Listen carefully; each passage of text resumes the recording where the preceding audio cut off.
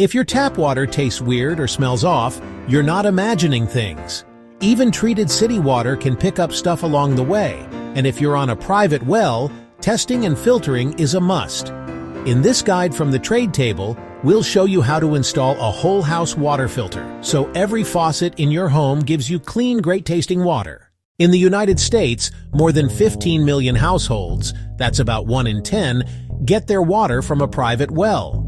Well, water must always be tested and treated to make sure it's safe to drink.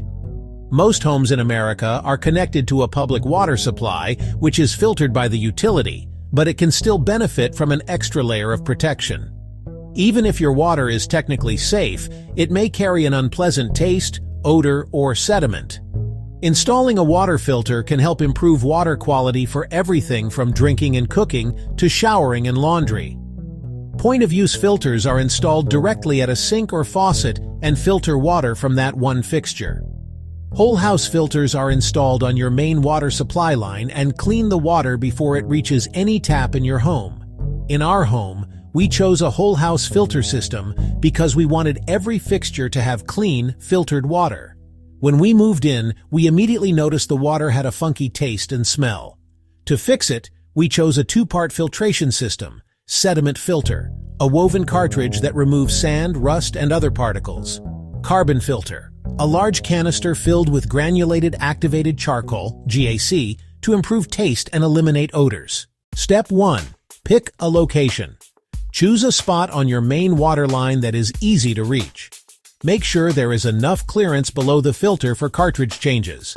Check the manufacturer's instructions for recommended spacing. Step 2.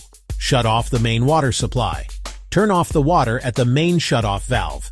In this case, we also mounted a piece of plywood to the brick wall to create a sturdy surface for attaching the filter system. Step 3. Cut and prep the pipe. Clean the copper pipe with emery cloth. Use a tubing cutter to make a clean cut. If the pipe cannot be fully drained, have a bucket ready to catch any remaining water. Step 4. Dry fit the filter. Before securing anything, dry fit the filter system in place. It's a good idea to install shut-off valves on both sides of the filter. This makes future maintenance or cartridge replacements much easier. Step 5. Add a bypass valve. Optional. A bypass valve lets you keep water flowing to the house if you need to service the filter. To use it, you close both shut-off valves and open the bypass. For normal use, the bypass stays closed and the main valves stay open. Step 6. Final connections.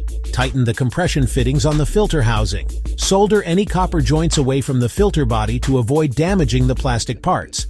Once secure, double-check all fittings. Step 7. Turn on the water and test. Open the main water valve. Make sure the shutoff valves are in the correct position so water flows through the filter system. Check for any leaks and confirm that water is reaching every tap. The results. With the system installed, every fixture in the house now runs filtered water.